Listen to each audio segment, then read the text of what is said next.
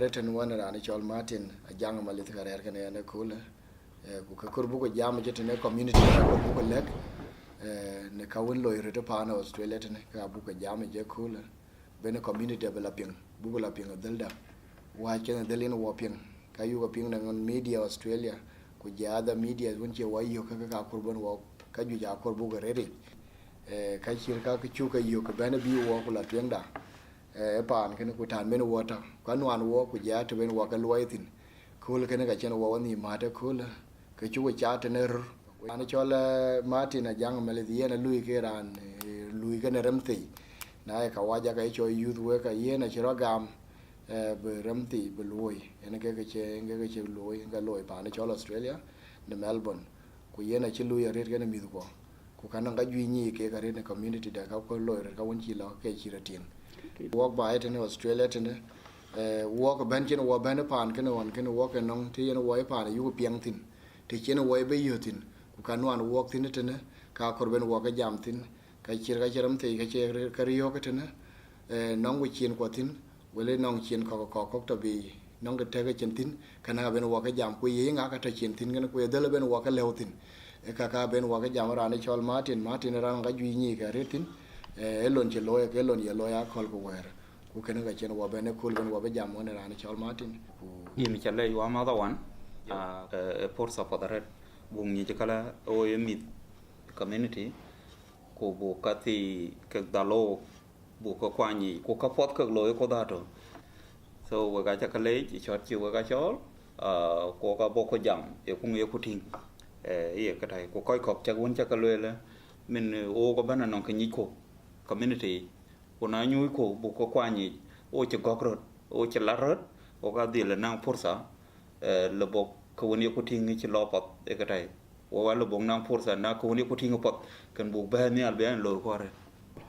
ke ben wa jam tin re te ke ben bi wa ba ni chol Australia ten on bi wa ko wa junupin ke di de ton woni ma re te di de che le la ko we mi la garka ku ba la ben Junub Sudan we ko chen we la pan chir pa na ge ba la phi ku ba la ben ke na ban jam ran chi Martin a jak be jor wo yong chu bi yu pa ni chol Australia yong chira bo war chanen kwen on bien chen wa ton nim chen wa bo kwen ken kara lo ku de in ani chol Martin yong tim ku lo kwen da de ku yong chira war nang bang mi lo mi ko ide mo ken mi ko lo kwen apet ai ini chale yo ma da wan yen ti chi ko la te da non ka ko la dal o ka non ka ti chu ko bani yo ko kare le chimen o ba wan on ngak on chi ngak tikde ngak chi ngak ka fal kai chanda lom ko tion ko le la na mit cha gir especially ko chi ban tan ka mit ken ran ngo ga ndak man dia ga bla nang pir pop bla nang school abu po de tong chimen tong kan wa ne rai panda kuna bi tan ka bu ko de ban lo ku be pir ru be ger. So it was a hard decision be parent barodi le nye ba to won tor tong tin ka ba mando ti chiti ne kame ko bar la juila ndaka ba ha te ben la poitin na chuk ja ben tan war ke chi ja ben tol an non ka ko riom tin chi men war ba te toy kwade to na rar me the family ko je ja to ko ne kana e le ndak e pi ra per kane met e ya kan community kwade ran che ba ne al lakin na chu bana tan war kana kan be bana taten me de ya yin ko ka den cheta ko jola ka si lo ro de skuli na ba me de man won run ka ta to nyal ko chi bana lo la ndaka ga de skuli ko chin to kul po de chlo kala nang me cha kala tena chan mu la ri no chan mu en won chine la ga tene chitong ka gon ka kinyi atong ka gurun alla kala ma cha kala le be skuli ko ko dik ke kimit ba ke men man mi de kimit ba ta na u family ke ban ke kimit ay ngo ga ndak na cha man du ha skuli ka be jala nyai lo tine ku chir gola nan ka dale ne skuli ke ina raj po chan ngo yeting la ndak ke ne bi ina chen ka lorot chan mu ina chetab jel in Sudan in chetab ba be ban re ka me na jo be ban tan ku en ke ne bi yin man bi yin jo to kula jo go dal awon ma cha kal skuli ina kerol do jo gore kuna kerol do re kana me kala jamet go mere lekin na chen kedi darad man mi gaj ani lo chimen ni jina o ga no mi lo jama de o ga no mi chlo sport de o ga no mi lo kadit pop ka si road wo road school je ayi boko ja jam tin o ye community buka address kadi lekin a check di dare ye ne ka pya ka cha jam nyen kana cha ne wo lo pya na ga ju ti nga na bang kwen wa ju kwen no ko kon che lo ra ka ga di PhDs ko ga chi masters lo wa che ne degrees pya da ret ku mi ko ko adia ga yam school ke ga ten angore ga kene dol ga kene ka dot ke ye ne ka ken de ku ye ne ka ya tin ne ko ben wa jam tin na ret di ta ne kwen da ga je ten wa ju kwen ku wa no ko ju pon ju pye ja pai ku ka chi lui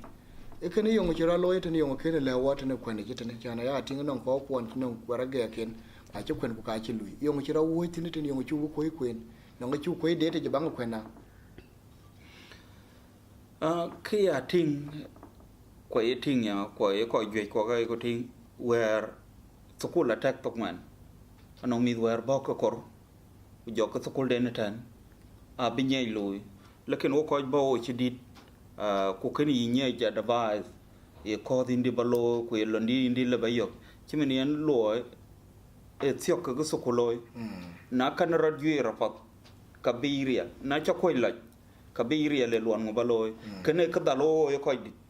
lekin mi ayu kuting a chebia katai a chebia me kala ret chan ma jok to kulde ni tan a bi ka nya ja da bai e ko din na loy ke lo ni ndi baloy ku jorot ba to kulu ba nyai lo ku jorot banang experience jorot banang work experience jorot banang good araba jorot banang ka podun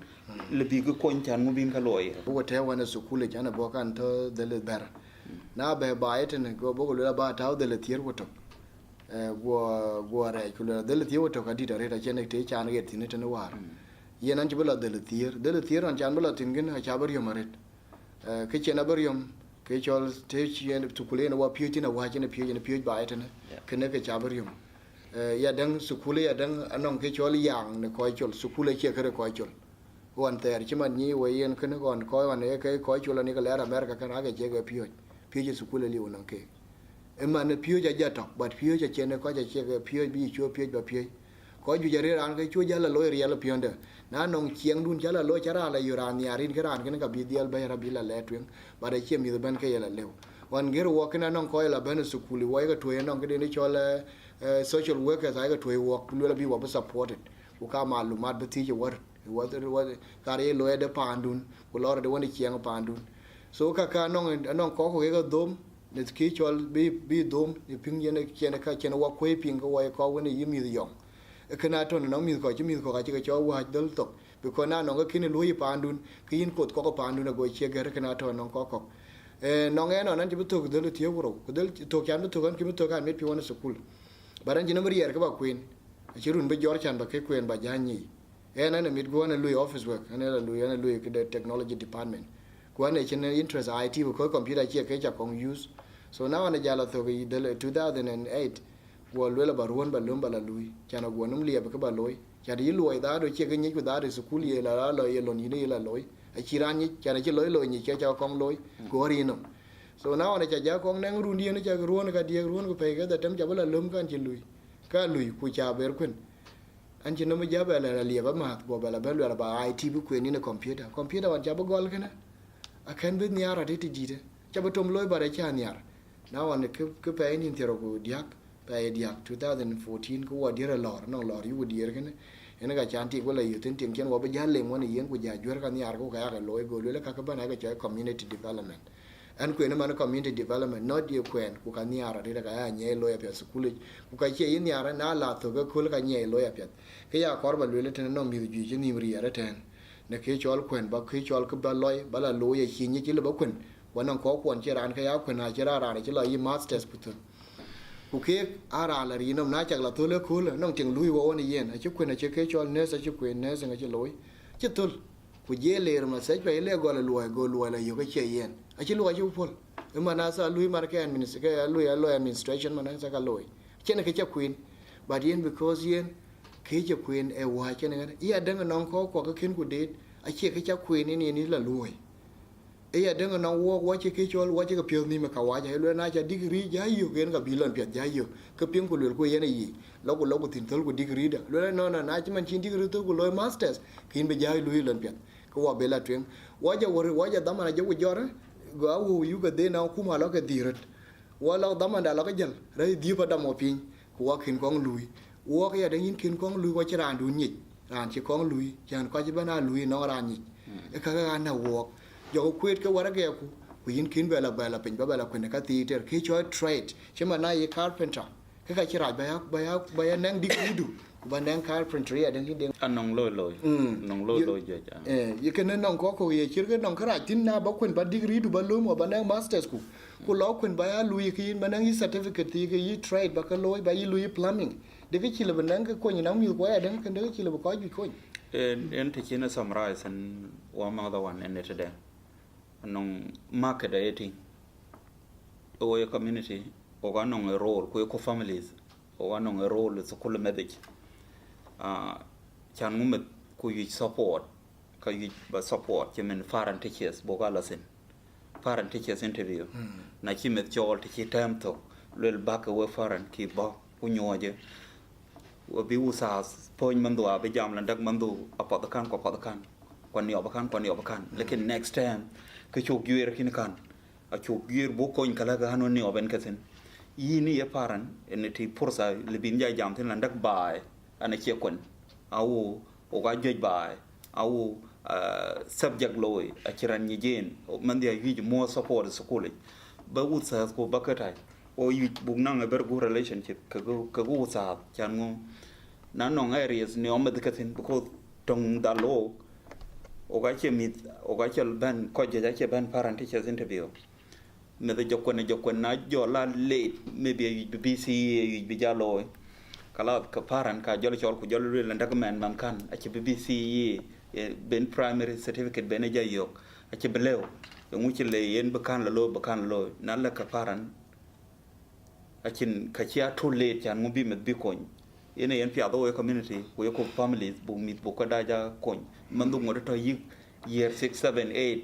bi ni area wo lo en changu kare ada ba ta ja la gametine landak ti yin mit ti jemen landak yen bene sing lo ke tan abi lo anong subject bi usa ben ke guide sin bin ke ko tin blorel ene tin long en jala benten ka cha yo ka cha dal so ko le daman lo yan BC kan te jo wek tok ni school an jama ko ja application ay ko lo ka waja ta ba ta na family ay ni bi med ja ko nyet lo application to no ko ci abano paje e yine ko do lo yitok te be university we invited ko le lan nan dak because ko ja apply result kan ben na ci result ben be ko university be we invited ba preference ba kala gere ko keni cha lo jon te ka chen ka cha ja be yok tong chan nyen ben la kwa nyon man tong kawaja ye warindia ko waran e ban ke ga pam le member ke dik te ben ko da ben gersen ko ja chi ni je long kwa se ji question a se ju sa because lecturer za ban bi batit na yi ba ko do ger na jo la o go na ini je ni ji course du ji tok e ina tage ne ko ngo balo ko ngode tan ban ka cha ka ben ti ngon ne ke challenge lekin o kan no resilient o e kata ko dhan bi o ko sin pirle ko tiang karle ko yigi na lo ko do yitok a chu ka lew a chu ka tin ka o ga a chin ken ye be yo ke challenge landak na chu ko do lo yitok ke chlo rat yen nong en te die lo yin library te de chano way thin yen nong ka waje te pe ne pe me di te nong chi ka waje lo e scientific e ke di de ke da chi ko proven a me de yo kwen ke ti ya ene ka ene ke chol ti ke ro engage ke chol reading activity be yakwen na la me le di ke la nyin bai ke chinde we ka bai library bo bu mo nyen ko ye kwen na le dir mi da wala be ya chire jam da wala ka no ko le ke jwer ke won ene ke jwer ke tin man ye library ko ja ke de cho play group ene ka mi pio je ke ne mi pio je ke cho social kada social engagement and social activities me be ha jam pet e kana wer mi ka wajar me tin ko le bayo ke jam je me randi da wai e no mi ko e kana ken go pie mi ko ke ko ra de early age anong subject to le recommend no ko le bi ting long ran ni aren ke jo developmental psychology a very important subject no ran je me di de che la da bayati ka ji nu ne me te ya dan bi me te ke bi ni ala me te ko ran ben ke chol ba met be pio be ya engage ba yipol woni yen ku lera activity a chin ku pia waren e me dai chol pio ke chol met pol ke lao e me dai liu na met kang ni one of the things ja yo ku nong kwen dien chan kwen ka ti chen ya ko kwen an yar bar kwen rit anong ke jetol ke ba le ke community da mi ko a wa chen mi ka wa jat chen doubt about that ke chol upbringing ti ne ko be ni altin ti ne wa be ni altin ka wa jat be ni ala wa mi ko la ba le we 85% ko pio ju school ja diar ku diar ke ka niar ke chol be med pio be mo chi ti ne ke tiang tin ke diar ku ka je ri ari nong men duk bi ti be pio ari re ri ara do a wa chen men nya ku ka a chi wa mi ko a chi ka lo ya ri mi ko dulumu so mi ko ai ka la kwen ko su school te da nong ti ne ti ka kar ben ka lo tin ku kana chi la ka men duk men da le ti men duk nye de da pet kare mo hingala men duk ke chol no te du tin jan de ko yen ya e kene one of the thing wa ja ri di da ya chi ko ku ka nang mi ko ke kar ba le we ka na nong ra nong men de ku men de lo school ku na wara gan ke ya pi ngo nong ke ya choli ni school ye garpen mi ko anong yang yo kana re school kana je mi ju cho man school ana dong ko yu ko ne ko school da e kara pol ku ke cha be cho re pio e ko an yara an jel kara an chmwen bana mi ti jel ke chiran ko kin ke chi kong gum ala met cho pat pio ye ran ye kada garpen yo ngi chi uta lwel ye uta ne chol nga kene ye sa kam ki yuen nong document met ba gor ba nang bung tin te to gara ka penye ban e ka ko mi ko lo ni jone utat mi ka ba ka ku na pya ka bi utat ka lwel ken chi ka mat ken ka war chi ko lwel ku ye ke ka ni ke no men du ka du men du ye go chi no ga la pin ke lwel men do chi ku dilum ka lwel ye no mikla e mikla ra na ben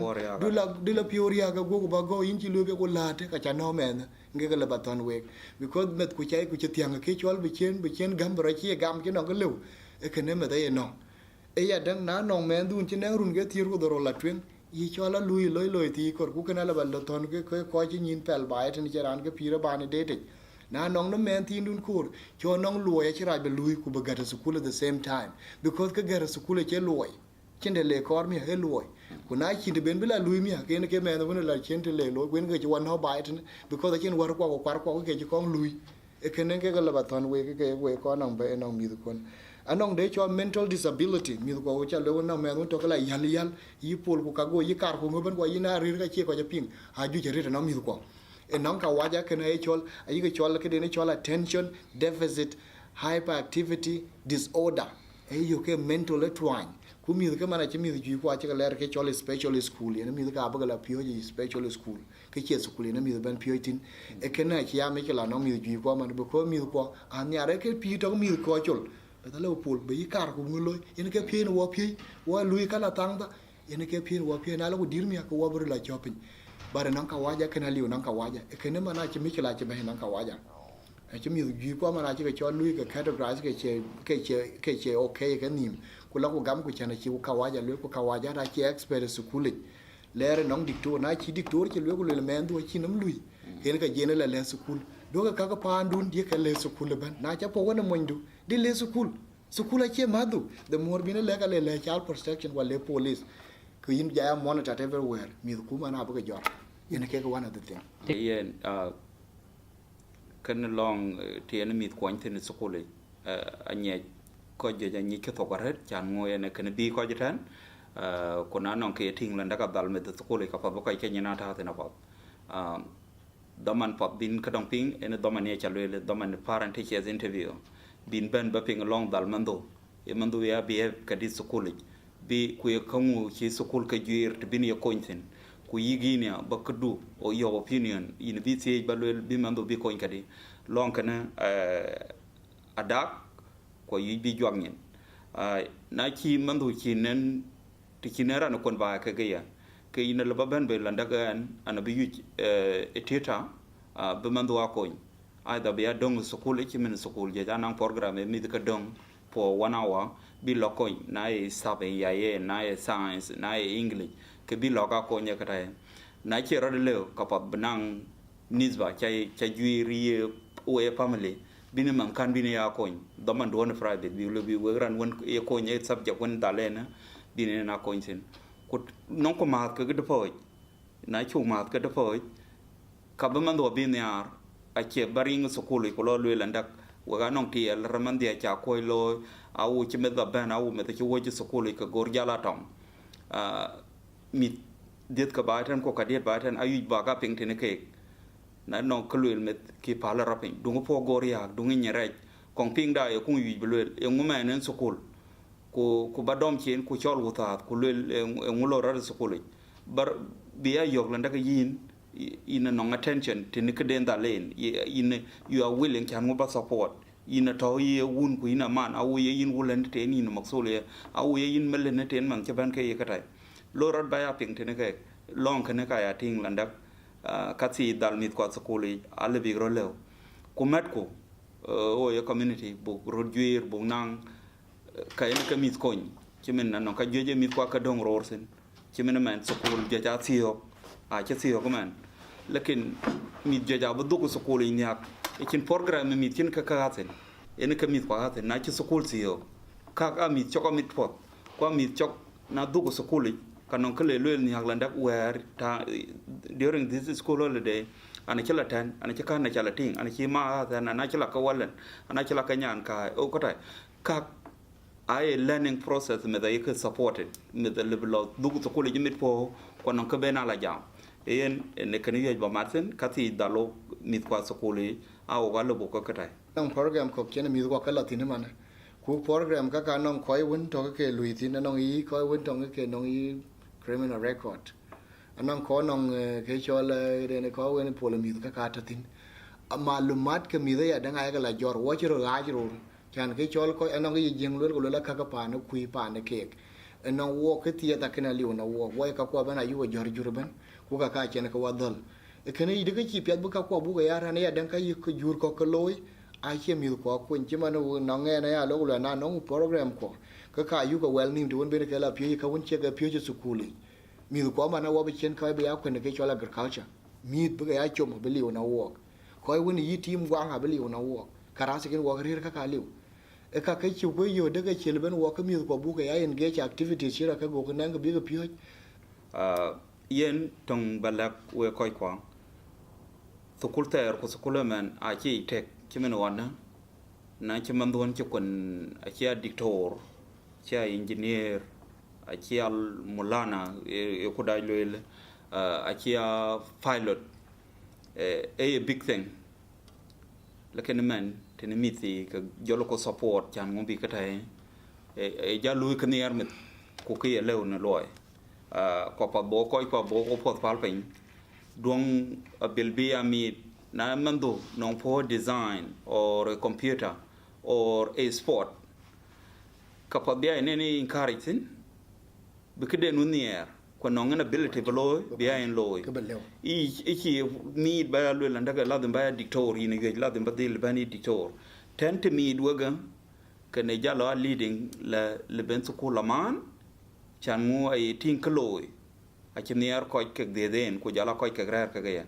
a pa chan mu by eten could be me the loy ay me the jog near min primary school min high school ku consistently below en kana loy chimen man yij be a dictor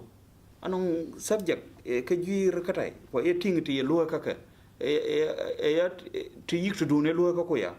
na e ganu ni below anong subject for example chimen high school anong subject gemis ko lo ko tai na katai ko bi usa ni landa ka man kan ko le la jama ke den ci loj kana bela lo lekin o pal ko tong ka gami landa e dare do ne ci la kwan anong mando na ci chak ban ka ga magge yin 92 95 ko ci ko tay ci min dictor bal kon bala dictor anong magge je ko gor anong mi je alabi magge ke yok lekin ci ayi be paramedics ko ba ta na e para ne ka supported familia lo e ci ko de ne knia a ci ka ke yok lekin ayi be social worker bulu ko ka ko en te de ci chaga pelo ko rot pin ko pelo ko to kulda arta ron e lo i title no ku yo ko mi support ko de ki mit be en be yin potatin ko lo landa lo kan ko ta ye cho anong ko pol le bi mando le ko tai chan mu kre ban man alui a chin ki lo landa ka tai ci men o ga rot bui nong ran ni ci la ko nan kartum na jo yen la ban na jo le dor ko wulen ka jati landak yo kun cha jala kuen ke de ne ma je ne kai pogo eni chila kuen ko jo ja chi po ban ria ga bi jalo ke chani e jalo le kun ba jala lo na chin ho dap a chi ban rai po na chin ho dap ti chin ba dap ke kun ba jala lo en jo yin la kun anon ko chi o ke chon ban nyang ko wulen ka ke po ria lekin ke de ne eni chila lo ku kuen ka de o na chu ban tan yo ko me support ni ki watch it out pa ne kawaja ku walk in pa ne kawaja ken ku ba de ja pet ken ku lape kwen anong ga ju jaret ko ga ri nim tin ine ri na pandun ku la ri na sukul ni sukul ku bi tin ine ran chul ran woni gwela tong de pe lu la ran nye kwen ba et na pe ran lu la yin le je tong de twing de ken kre to ka ba yini kong lo kong ti lu la kana chi lo anong ga chi met gor war Facebook wa che yeto na mi ju che ken chi yo en tolen high school e chia lo ba model ba la to ko ni en e ji yo lo ba polo basketball chana bar ka je le ken an ji bre tin chane na ku ke lo ku ka yi lo le ken ni chen ko ja ga pyo ni me ku chi ra lo me de chi me lo ku yan kor ba kwen ba medicine ba kwen go le ka chi lo me ngena chi lo te me dol ko je le mar ka kwen man ke ya ko lo le ke bi da ga jaw pyo do ro e ka won lo bi ke le ku ke del le che design ya be ne ke jaw ni mu we chana go ke la lo nya dol chi ka ke ye or non ke ka yo ke chen ke la che ke gam na chi gam ba ku chi gam su ku ke men ngi yo ke bi yer e ke ne ke la ba le we ai le le ya dang ne ko yun chi ru sai lo men won nye ku na pe chi ra ne choi san smart ra le ke ran pe no ba li wa li e ka won yi cham e mi won yi cham type of food you eat e ke chol ba lu exercise ku ja environment won di rin tin piu chi yin e men ke ne ke men na lui ma na dire to won yin to kin che piu mi ta to ko ben to won ba ya chol ke ba ja yi police ba jo no ke chol game che ben ma na kara ke ga destruction machine a machine chi ko cho piu cha na ke che lo yon te ra chin gi die tin